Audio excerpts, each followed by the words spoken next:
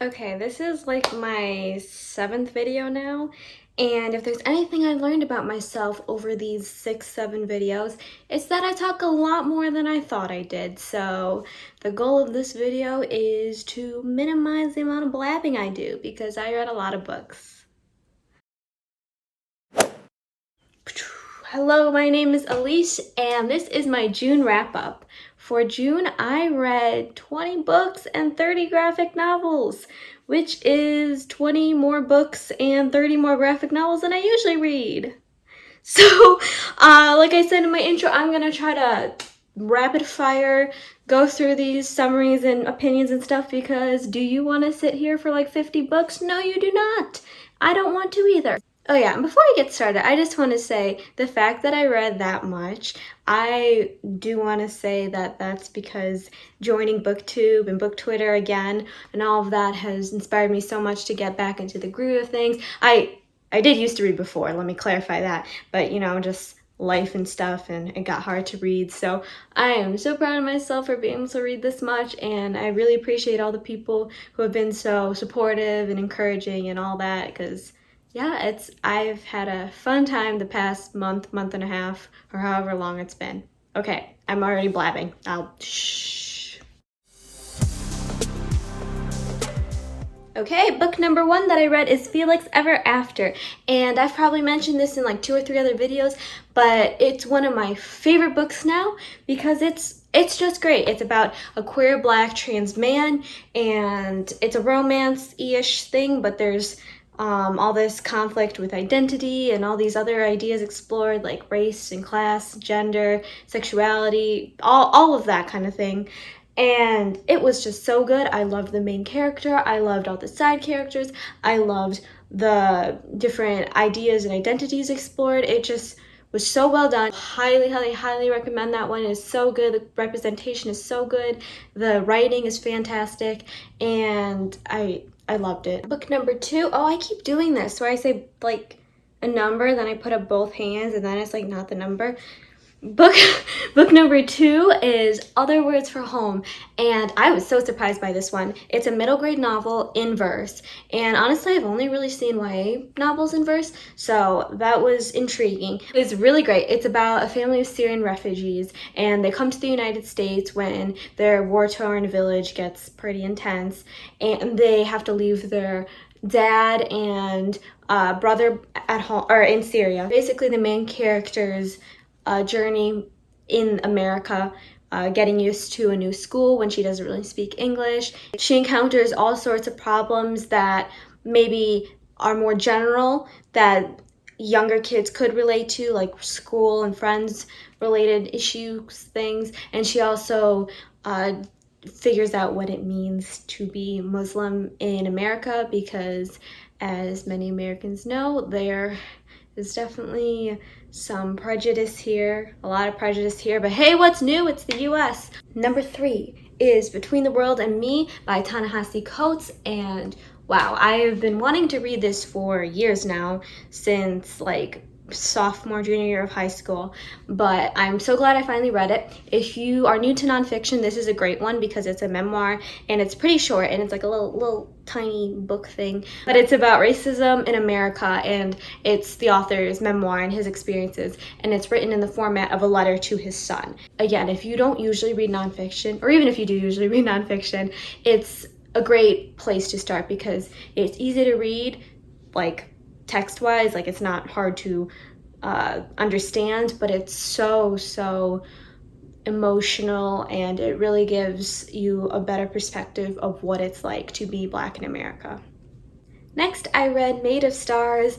I loved this author quite a few years ago. I read her other works. I really liked them, but I have to admit I was pretty disappointed by this one. If you read the summary of the book, it basically says exactly what happens in the book, and it's supposed to be a mystery, but like the whole mystery is outlined in the summary, so there was no surprise. It had 2 point of views, or maybe 3, I don't even remember at this point, but I didn't like how they were alternating. I couldn't tell the difference between them. Right in the summary, it says that one of the characters finds his mother with a bullet in her head. I'm not gonna say that's a spoiler because again, it's right in the summary, but that doesn't happen until the last 30% of the book, and that's like the turning point in the mystery. Why would you put the turning point of the mystery in the summary of the book? I don't know. Nothing happened before that in the first 70%, except like some character building, some gay angst, some pining and all that, but it was not mysterious for a mystery. It wasn't for me. Check out Kelly York's other books. Those are good. Check out Hushed. Next is Tosh Hearts Tolstoy, and if you watched my mid-year freakout tag, I chose this book for my most disappointing book for the first half of the year.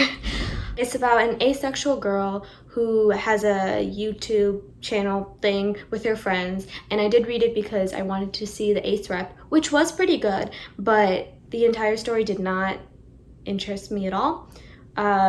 Again, it's about her YouTube channel and it goes viral, and it's about like her friendships and what it means to be in a relationship when you are asexual.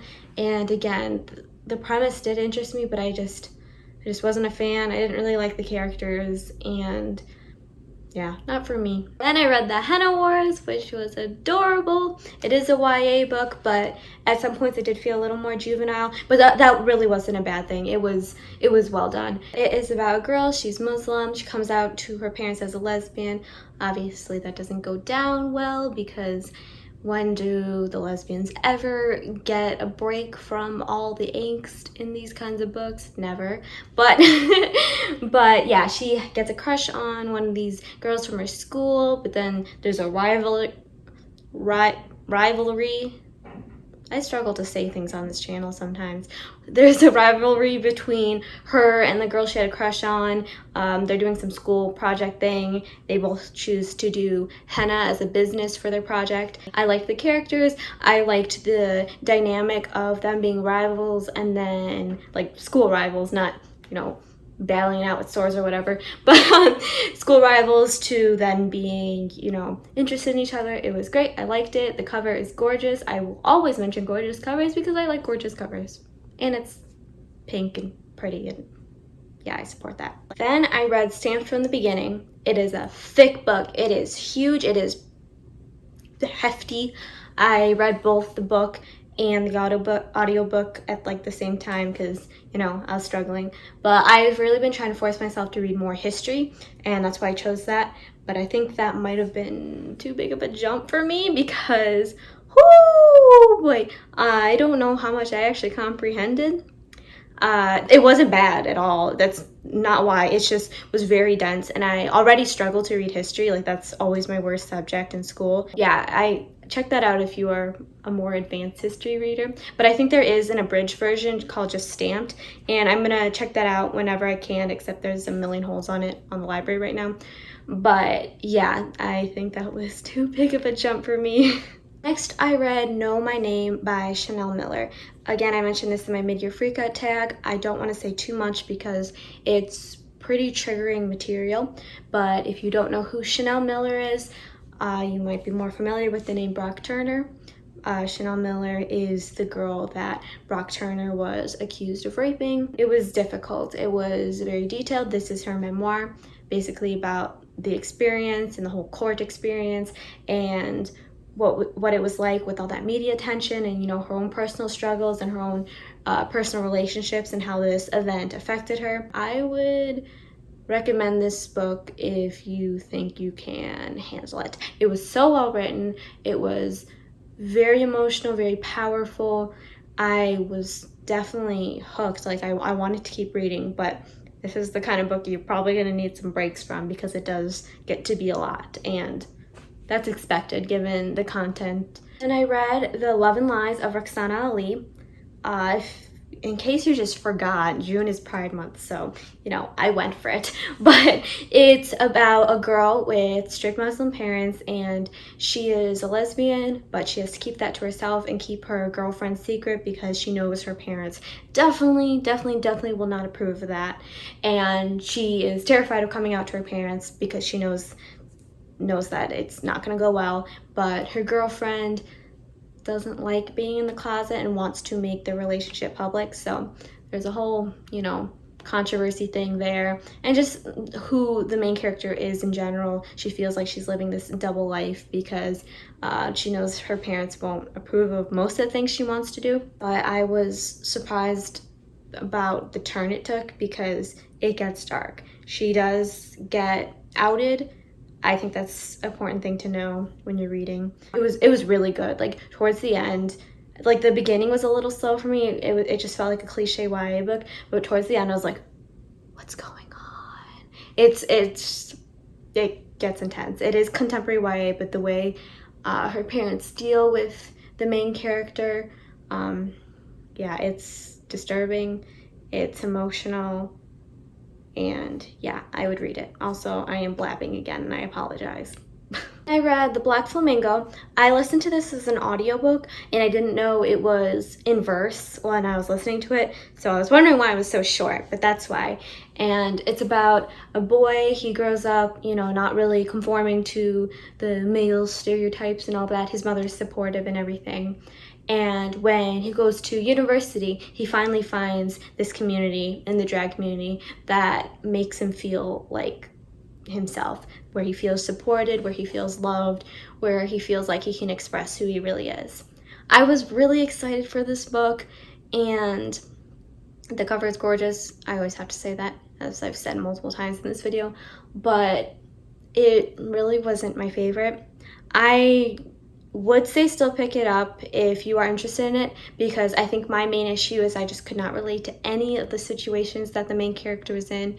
I just had no interest in all the partying and all the things he was experiencing and all the, yeah, listen, I'm like a book nerd who sits at home and reads books, and yeah, that's it. Like, those are my experiences. That's like, that's what I'm interested in. So like for contemporary, I do like things that I can relate to more, so this wasn't something I could relate to. And another thing was it just felt too short for me. I do like books in verse, but I think you need to be careful with the pacing. And for this one, like sometimes when I was listening to the audiobook, I felt like I was missing parts of it. Like I thought I was skipping chapters, or like I got an abridged version or something. I thought the pacing was way too quick because it started when he was a child all the way up to university, and like it was too quick for me. Like there were gaps and I was like, what's going on again? Huh? How old is he? And yeah, I was a little disappointed in this one. Next is The Magnolia Sword, A Ballad of Mulan. This is a retelling of Mulan. I'm hoping most of you have seen Mulan, although that's a little hypocritical because I hadn't seen Mulan for the first time until like a couple years ago, or maybe a year ago, maybe not even a year ago. Anyways, I haven't really read a retelling before, except maybe Cinder, that whole series, but I had mixed feelings. It definitely was a retelling of Mulan. It felt like Mulan. The plot was similar. It had a cool like atmosphere, setting, vibe thing, but I just think that this kind of genre wasn't for me. So definitely wasn't bad. It was great. It was well written, well plotted and everything, but I just don't usually read historical fiction or retellings, so this didn't really blow me away or anything. But you know, maybe you'll like it. I didn't, but you know, that's not your opinion. Next is You Asked for Perfect. I was really excited for this when it came out, and I had just been waiting for it to come as an ebook for my library. But it's about a Jewish boy. He is very school-oriented. That's his dream, to be a valedictorian and get into all the good colleges and all that. It is a queer novel, also, you know, a plot point in there. And the reason why I really wanted to read this is because guess who else was a really neurotic student and still is? That's me. Maybe I'll explore this in a different video, but school for me has definitely been a love-hate relationship. I love to learn, but my perfectionism definitely got out of control. I'm saying like this was in the past. This is still like a present thing, and this has been ongoing for years. But I was curious to see how this author would portray that feeling of wanting to be perfect. Like that's literally in the title, You Asked for Perfect. And I have to say, it was spot on correct, and I hated that. Like, I felt like I was being attacked the whole book. Like, I was getting like anxious. Like, it's summer. Like, I'm not in school right now, and I felt like I was in school all the time. I was like, testing, homework. Should I be doing things ahead right now? Like, it made me anxious. But that wasn't something that made the book bad. That was honestly a good thing, because the author very accurately captured the experience of being a perfectionist in the school world. I was a little disappointed with this book. It just didn't live up to my expectations. I don't know exactly why. I just didn't have any attachments to the characters. They weren't particularly interesting to me. The little romance relationship going on was, but I did want more, wanted more of an exploration of how it can be such a bad thing to be a perfectionist. And I hope I'm not offending any perfectionists. I'm saying this literally from experience, but I remember, again, I'm saying this like I'm out of school. But yeah, in my experience, being totally obsessed with school, totally neurotic and all that can take such a toll on your mental health.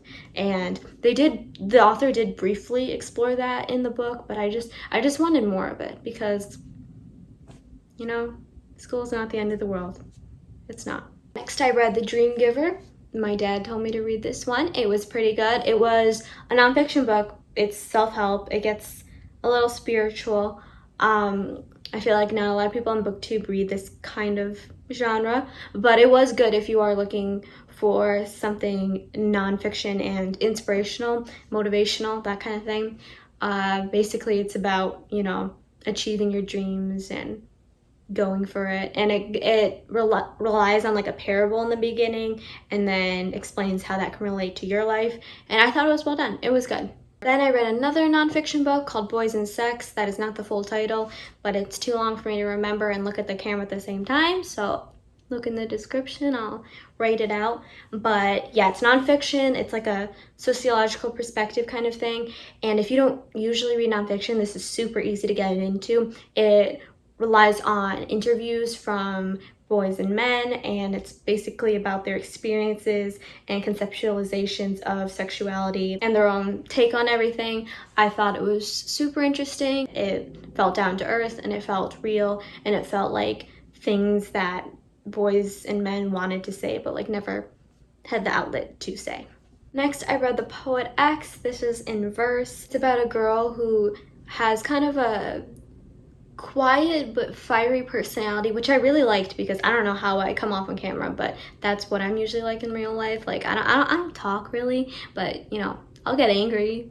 But I really loved this. It was so good, and she writes poetry and stuff, which is why the book is in verse, and everything was just so beautiful. It was so well done. If you haven't read anything from Elizabeth Acevedo, you should, because she knows how to write. It's fantastic. And I keep hearing the audiobook is beautiful, so hopefully I can read that or listen to that eventually. Then I reread Aristotle and Dante Discover the Secrets of the Universe for the third time.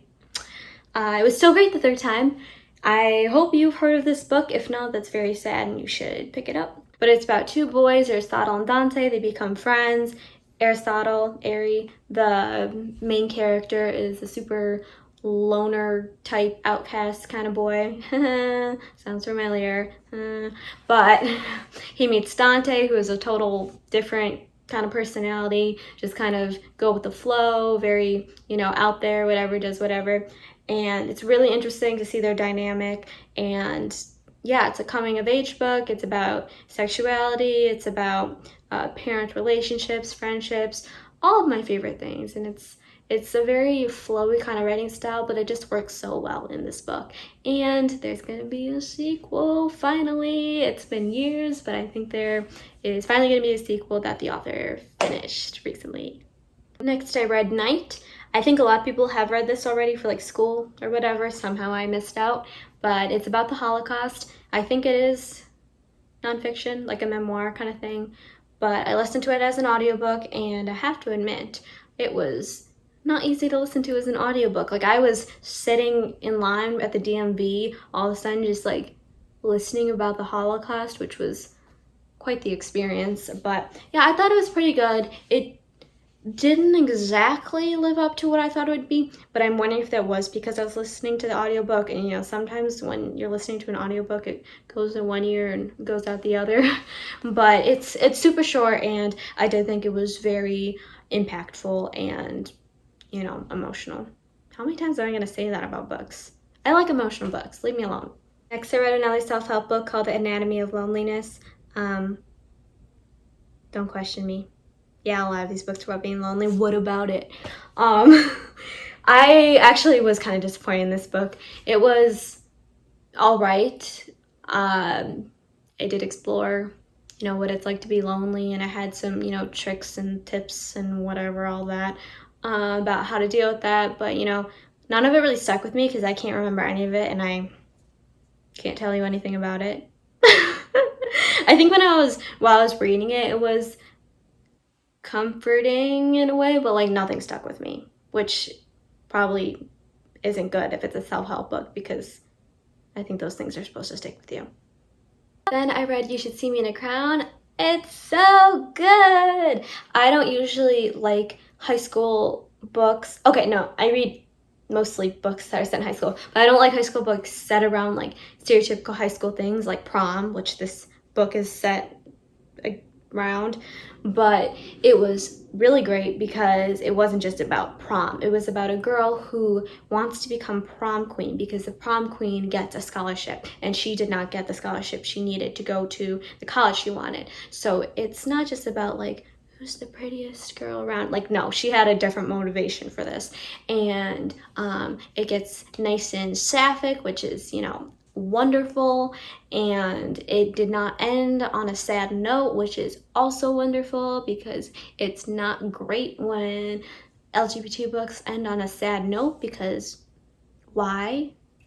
But yeah, read that one. That wasn't a great summary, but you should definitely read it. And then last, I read Allegedly, which was wild. It was about a black girl who was accused of killing a white baby.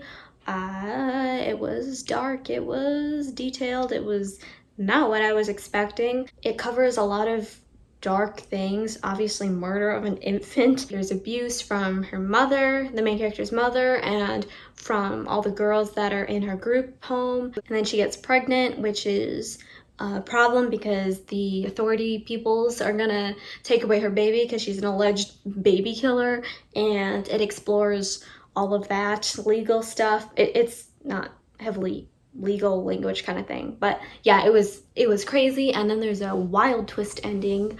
I read some reviews. It looks like not a lot of people liked the ending. I thought it was pretty good, but it's definitely confusing and comes really fast. I was listening to this book, and like I had to look up summaries afterwards because like I didn't know what I just heard. And I could see why people wouldn't like it, but I didn't think it was that bad. We're starting all the graphic novels I read with Heartstopper by Alice Oseman. Yes, I will talk about this book, this graphic novel, this author, and anything else Oseman in all of my videos because it's my videos, and I will, and she's great, and you should read her books. But Heartstopper, I read volume 1, 2, and 3, and also the mini comics, that's 4. But it's about two boys, Nick and Charlie. They're pretty different from each other, but they become partners in a relationship, and they're in high school, and they deal with all the high school-y things, but also their own internal problems, and it's just so good. It's great. It really is. I wasn't expecting to like it. I don't even read graphic novels, but this month I decided I guess I'd read graphic novels. But it's just so good. Okay, I don't even have anything else, you know, meaningful to say besides it's just so good. Like, that's what it's reduced me to say, because yeah, because it's so good.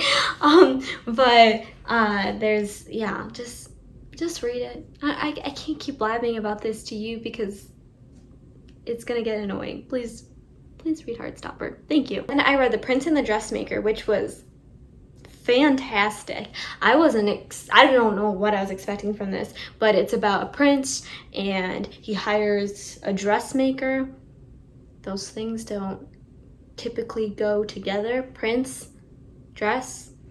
yeah, and it pretty much explores gender identity and all of that. And it's like a middle grade graphic novel, I'm pretty sure. But ooh, it was so good. It was the illustrations were great, and the plot was great, and the characters were great. It was great. Next was Grease Bats. I had mixed feelings about this. It's an LGBT kind of comic graphic novel thing, which is basically all it's about. It's just about, like, you know, the queer experience and all that.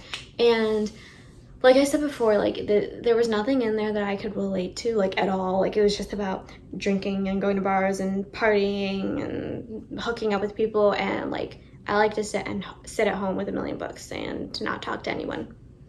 So it was good. I think other people would enjoy it, but there was nothing in there really for me. Next, I read the Fence series. I think it's supposed to be taken as an LGBT comic. It's about boys at a school and they fence. There's not much else to it besides that. And you know what? It's still really good. It's about like their rivalry and all that, and you know, there's competition and friendship, and yeah, it's good. I did not make it sound like it was that interesting, but I promise it is good. Next, I read Book Love, which was just a little tiny short book about loving books. You know, I liked it. It wasn't really interesting. It just, you know, had little tiny comics, but it was fun. And then next, from the same author, I read Quiet Girl in a Noisy World, an introvert story. Again, it wasn't like too substantial, but it was nice to read. It was about an INFJ like me. I like to relate to things, if you didn't get that already. But yeah, it wasn't, you know, particularly mind-blowing, but it was cute, and it was nice to see other people with similar experiences to me. Then I read the first volume of Check Please. It's about hockey players. I guess I read more sports books than I usually do. But yeah, the main character is this little cute, bubbly, not like the other boys kind of person. He bakes pies. It's very cute. It wasn't my favorite, and the only reason it wasn't my favorite is because I like a lot more angst. Like, look at me. Like, I look like I like angst, okay? Like, but it was just a bit too sweet for me. I like my heavy emotions. Like, there needs to be more crying.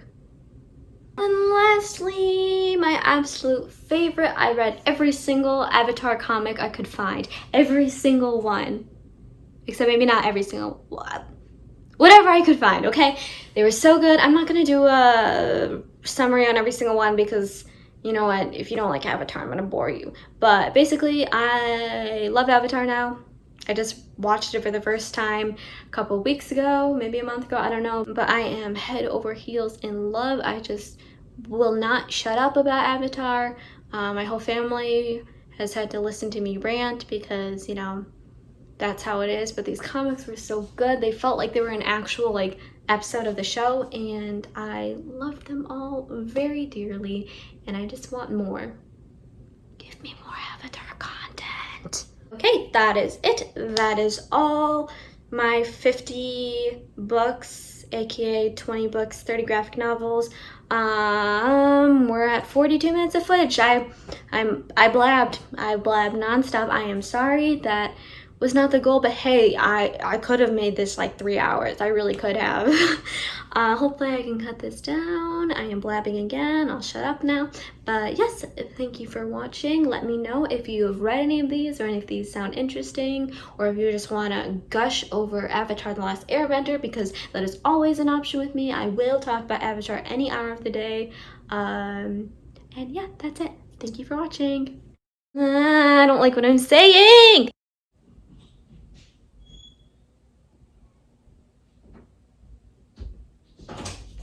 I was waiting for you to come. I knew you were gonna come in here. Give me like 10 minutes. Meet me downstairs.